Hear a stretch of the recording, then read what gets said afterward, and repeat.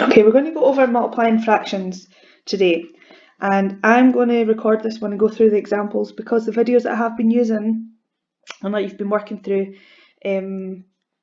does it a slightly different way, and I feel like this way that I'm going to show you is easier and it cuts out a lot of simplifying really big numbers. So one of the most important things to know when multiplying fractions is that you multiply the numerators together, which is the top numbers, and you multiply the denominators together, which are the bottom numbers. And the little different thing that I'm going to show you today, which the video doesn't, the normal videos that I've been showing you don't do, is that we're going to first start by simplifying the diagonals. And by diagonals, I mean, if we look at the first example, is whenever I say, or whenever I ask you to look at your diagonals, that's what I mean. So 1 and 9, those are diagonals, and then your 3 and your 3. So, and then the last thing that you need to know is, or need to remember to do, is fully simplify your answer. Always make sure your answer is fully simplified. If it is an improper fraction, you want to turn it into a mixed number as well. That's a good habit to get into. Okay, so first example, we've got 1 over 3 times by 3 over 9. So first thing I want you to do up here is check your diagonals. So 1 and 9, is there a number that you can divide both 1 and 9 by? No, there isn't, so that's fine. And then you're going to check the next diagonal, so 3 and 3. We can both divide them by 3. So if we divide this 3 by 3, it turns it into a 1. Divide that by 3, turn it into a 1, which makes things a little bit easier. So we now have 1 over 1 times by 1 over 9. So we can see that that 3 is changed into a 1 and that 3 has been changed out into a 1. So you can now just go back to your second step, which is multiplying your numerators together. 1 times 1 is 1, and then your denominators, 1 times 9 is just 9.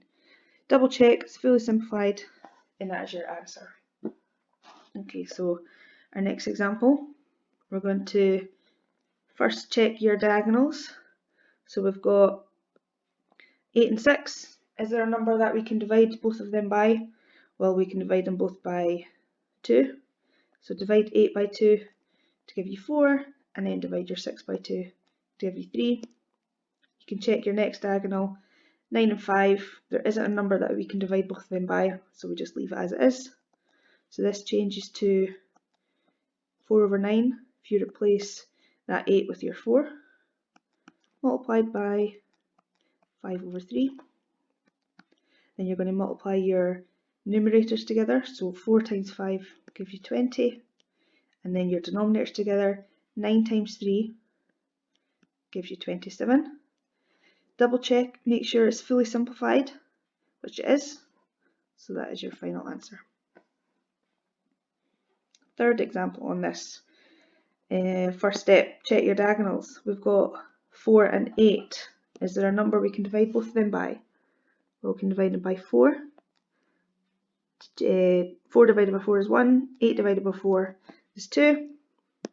Check your next diagonal, 5 and 1. There isn't a number we can divide both of them by, so we just leave it as it is. This changes into 1 over 5 times 1 over 2. Your numerators together give you 1, and your denominators, oops, disappeared. Your denominators together to give you 10. Fully simplified, and that is your final answer. So steps here are, first check your diagonals, and by diagonals I just mean the numbers that are diagonally opposite each other. And is there a number that you can divide both of them by?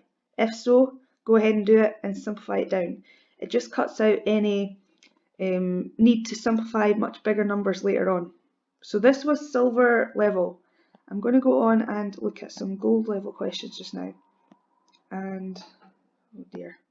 What's slightly different about these ones is that we're going to start with mixed numbers. When you're multiplying, you do not want to be multiplying any sort of mixed numbers, so your first step is to change these into improper or top-heavy fractions.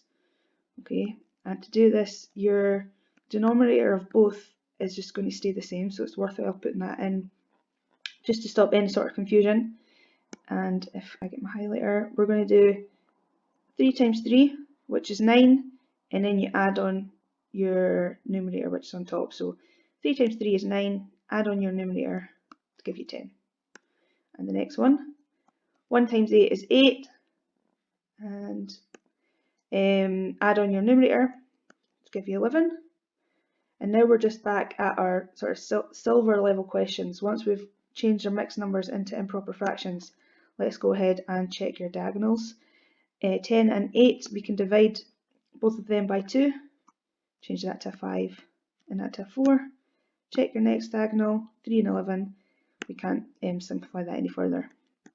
So this changes it into 5 over 3 times 11 over 4. Multiply your numerators together, and then multiply your denominators together. Is it fully simplified? Double check, or if it is a improper or top heavy fraction, we need to change it. So how many 12s go into 55? Well, if we do 4 times 12, okay, so we get 4 wholes, 4 times 12 is 48.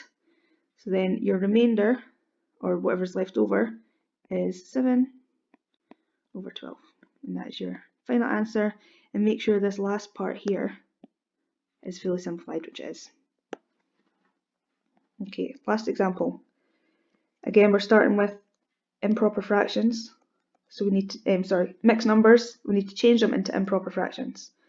So your denominators are going to stay the same, 7 and 2. 1 times 7 is 7, add on the 1 is 8. 4 times 2 is 8, add on that 1 is 9. Back to sort of silver level questions, check your diagonals. 8 and 2, you can divide them both by 2, get 4 and 1. And 7 and 9, we can't simplify any further.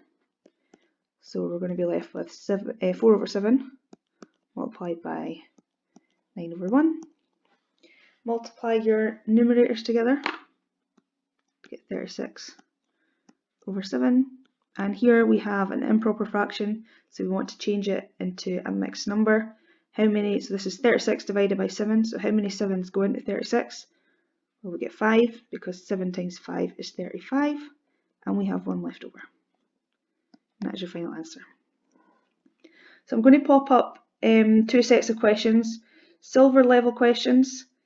I would just like you to work through them, and then gold level questions, which is going to require you to change mixed numbers into improper fractions first, and then following the steps and making sure that your answer is fully simplified. If your final answer is an improper fraction, please remember to change it into a mixed number and make sure everything is fully simplified.